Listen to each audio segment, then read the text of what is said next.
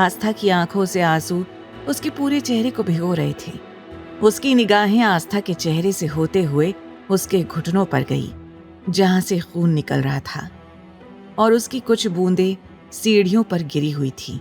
ये देखकर अरमान हैरान हो गया और जल्दी से उसने आस्था की बाह छोड़ दी। वो सोचने लगा कि अगर दादाजी ने ये देख लिया कि आस्था को चोट लगी है तो इसका इल्जाम भी उस पर आ जाएगा। अरमान नहीं चाहता था कि दादाजी उससे नाराज हो, क्योंकि वो सब कुछ बर्दाश्त कर सकता था, लेकिन दादाजी की नाराजगी किसी कीमत पर नहीं। तभी बिना कुछ सोचे समझे अरमान ने आस्था को अपनी गोद में उठा लिया। आस्था जो दर्द की वजह से रो रही थी, अरमान को इस तरह गोद में उठाते देख पूरी तरह हैरान हो गई। उसे समझ नहीं आया कि क्या कहे, और उसने अपने दोनों हाथ अरमान के गले में लपेट लिए, क्योंकि उसमें बाकी सीढ़ियां चढ़ने की हिम्मत नहीं थी और उसे हर हाल में मंदिर पहुंचना था। दादाजी, आकाश, सुमित, आहान और ध्रुव जो मंदिर में लगभग पहुंच चुके थे, उन्होंने पीछे मुड़कर देखा। अरमान को आस्था को गोद में उठाए देख उनके मुंह हैरानी से खुल गए। ये मैं क्या देख रहा हूं? ध्रुव भी बेख्याली में बोला, क्या तू भी वही देख रहा है जो मैं देख रहा हूं? सुमित आश्चर्य से बोला, ये कैसे हो सकता है? आकाश ने चौंकते हुए कहा, डेविल किंग की बाहों में लड़की? चारों बेख्याली में उनकी ओर देखकर जो कुछ उनके मुंह में आ रहा था बोल रहे थे। तभी दादाजी तेज आवाज में बोले, अरे नालायकों, उन दोनों को पीछे मुड़कर क्यों देख रहे हो? चलो, थोड़ी सी सीढ़ियां और बची हैं, फटाफट दर्शन कर लेते हैं। दादाजी के ये कहते ही चारों अपनी बेख्याली से बाहर आए। उन्हें यकीन हो गया कि उनके सामने जो हो रहा है वो सपना नहीं, हकीकत है। आहान मजाक में बोला, राधा कृष्ण के मंदिर में आकर अरमान भाई के अंदर भी अपनी राधा के प्रति प्यार उमड़ आया है। दादाजी, जो आस्था और अरमान को देखकर मुस्कुरा रहे थे, अचानक गुस्से से आहान के सिर पर टपली मारते हुए बोले, तेरी फालतू की भविष्यवाणी हो गई, तो क्या अब हम चलें? ऐसा कहकर दादाजी चारों को वहां से ले जाने लगे। जब से अरमान ने आस्था को गोद में उठाया था, उसे कुछ अजीब सी फीलिंग हो रही थी।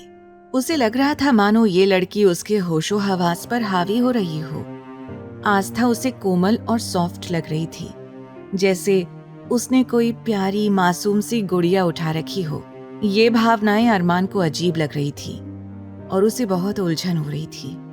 वो आस्था को इतने करीब नहीं देखना चाहता था, लेकिन क्योंकि उसके घुटनों में चोट थी और शायद वो चोट उसी की वजह से लगी थी, इसीलिए वो उसे गोद में लेकर सीढ़ियां चढ़ रहा था।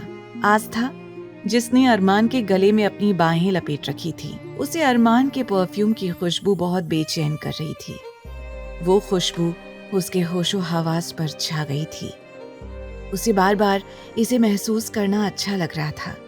वो सोचने लगी, ये राक्षस दिखने में भी अच्छा है और इसकी परफ्यूम की खुशबू कितनी अच्छी है। फिर अगले ही पल वो सोचने लगी, इस राक्षस की वजह से ही हमें चोट लगी और हम इसकी खुशबू से मदहोश हो रहे हैं। नहीं नहीं, हमें खुद पर कंट्रोल रखना चाहिए। ये सोचकर आस्था ने अपनी आंखें कसकर बंद कर ली। अचानक आस्था ने आंखें खोली। उसने देखा कि अरमान उसे गोद से उतार रहा है।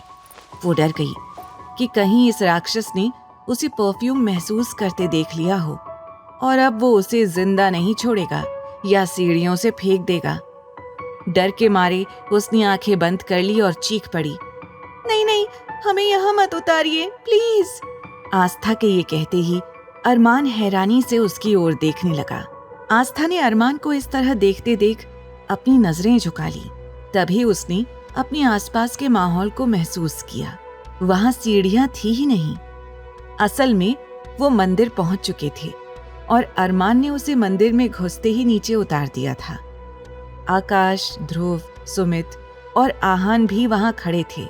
आस्था के ये कहते ही कि हमें यहाँ मत उतारिए प्लीज, वो चारों भी हैरान हो गए। दादाजी मुस्कुराते हुए बोले, अरे बेटा, हो सकता है बहू का मन हो कि तुम उसे गोद में लेकर पूरे मंदिर के दर्शन कराओ। तो थोड़ी देर और गोद में उठा लो।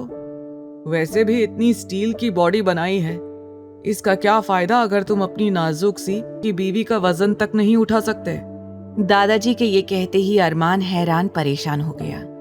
आगे की कहानी जानने के लिए देखें अगला एपिसोड सिर्फ पॉकेट एफएम के YouTube चैनल पर, और तेरे इश्क में के सारे एपिसोड्स को सुनने के लिए डिस्क्रिप्शन में दी लिंक से डाउनलोड करें पॉकेट एफएम ऐप।